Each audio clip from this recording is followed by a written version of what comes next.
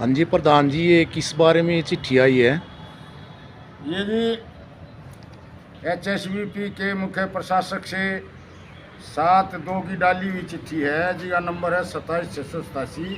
ये प्रोसीडिंग जारी करी है हमारी 20 दिसंबर को CA से मीटिंग हुई थी चीफ एडमिनिस्ट्रेटर HSVP पंचकुला से। उसमें केवल आधा घंटा में मिला, 3 यूनियनों को टाइम दे रखा था, सबको आधा घंटा दिया, किसी की कुछ सुनी कुछ ना सुनी। तो हमारी उन मांगों में से जो 15-16 डिमांड थी, उनमें से 3 एक सुनी थी, उनको मना कर दिया था।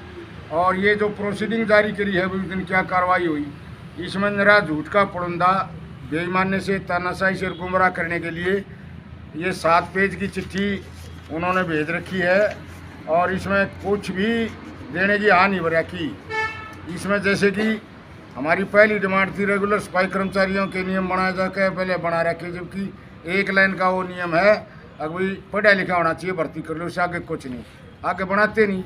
इसी प्रकार सोनीपत के जो एजेंसी वर्करों का 1 करोड़ से ज़्यादा ब्याज समेत पैसा बनता है, उसका कह लिया जो केस फाइल कर दिया, पहले कर रखा है, बोला बार बार क्यों उठा रहे हो।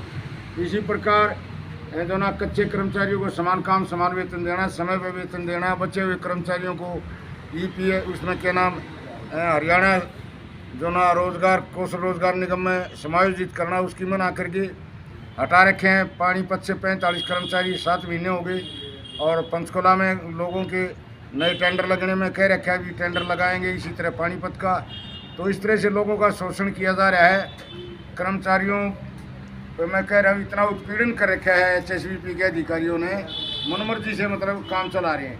अब बोनस मिलने की बात थी, कहे गए भी देंगे, अब कह रहे बोले हमने ना भेजा था और उस पर ऑब्जेक्शन लग आ गया, और लोगों में जबानी कह रहे अभी हमने भेज दिया CM को दोबारा, लेकिन अब तक वो परफॉर्मेंस अवार्ड जिसको कहते हैं वो अब तक नहीं दे लिया।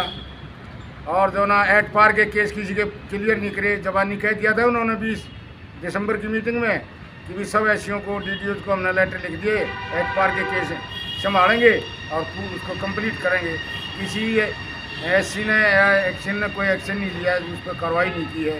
किसी का एट पार का केस जो जायज़ बने, किसी का निपटाया नहीं गया है।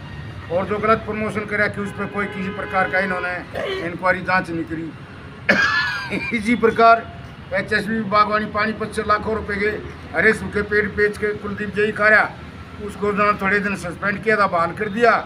अब वो 3 साल से अवैध रह रहा है ना, उसके मकान का पानीपत वाले का किराया काट रहे। उनका जवाब दिया है, SR के SC से पूछा है, एडमिनिस्ट्रेटिव कह रहा है या क्वार्टर अलाट नहीं करा। अरे हम कह रहे हैं पानीपत में रह रहा है ये शुरू से आज तक, उसका कितना पैनल रेट काटा, कोई जवाब नहीं। तो HSVP के अधिकारी भ्रष्टाचार को बढ़ावा दे रहे हैं, रिश्वतखोरी में लिप्त हैं और कर्मचारियों पर जोर जुल्म और जाति कर रहे हैं। इसलिए हमारा 20 फरवरी को जो ना पूरे हरियाणा के कर्मचारियों से आह्वान है कि तन मन धन से सारे भाई पहुँचे, वहाँ घेराव करेंगे, पुतला फूकेंगे अधिकारियों के। और 21 तारीख को अपनी हुड्डा जन स्वास्थ्य कर्मचारी यूनियन 12 अगस्त का स्टेट का चुनाव है, उसमें अपनी तैयारी करके आएँ। एक स्टेशन से एक आदमी जरूर दें और अपनी चुनाव फीस और जो इसके तौर तरीके नियम उनको पूरा करने के लिए सभी साथी तन मन धन से 2 दिन के लिए 20 और 21 फरवरी को पंचकुला पहुँचे। जय कर्मचारी, जय एकता, धन्यवाद।